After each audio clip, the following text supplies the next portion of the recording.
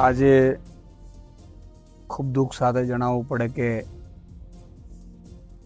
જે ખેડૂત જે ભાણવડમાં આપઘાત કર્યો હતો તરત જ પછી ઈશ્વરે આ બીજી ખરાબ ઘટના આપણે દેખાડી.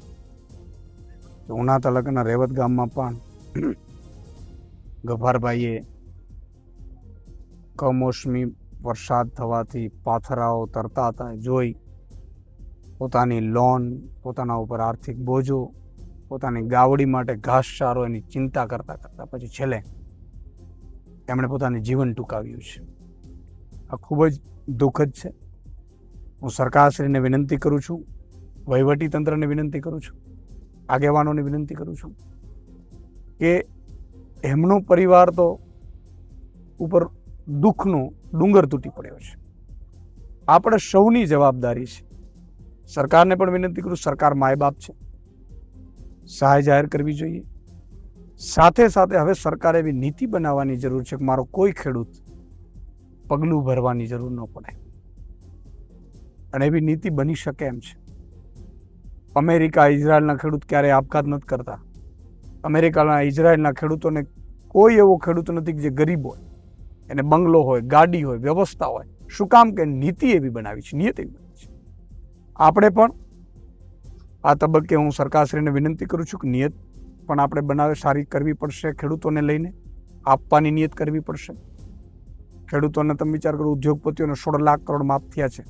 મારા ખેડૂતોના કદાચ એકવાર માફ થઈ જશે તો એ બીજા 5 વર્ષ ટકી જશે. પણ આજે અહીંયા આવ્યા છીએ, અમને એવી લાગણી થઈ. આગેવાન છે અહીંયા મુન્નાભાઈ, એમણે પણ એક લાગણી થઈ. એમણે ખેડૂત પરિવારને 1 લાખ રૂપિયો જાહેર કર્યો છું. એમનો આભાર માનું છું. હું પણ, મને પણ એવું લાગ્યું, પ્રાર્થના ફાઉન્ડેશન માટે 51,000 રૂપિયો હું શાયદ ફૂલની તો ફૂલની પાંખડી આપવાની જાહેરાત કરું છું. સાથે સાથે અમારી ટીમ છે એ પણ, એમને પણ વિનંતી કરું છું, ફૂલની તો ફૂલની પાંખડી એમના પરિવારને આપશે. પરિવારની કોઈ માંગણી નથી, પણ પરિવારની સાથે આપણે એક માનવતાની દૃષ્ટિએ ઊભું રહેવું એ આપણી ફરજ છે.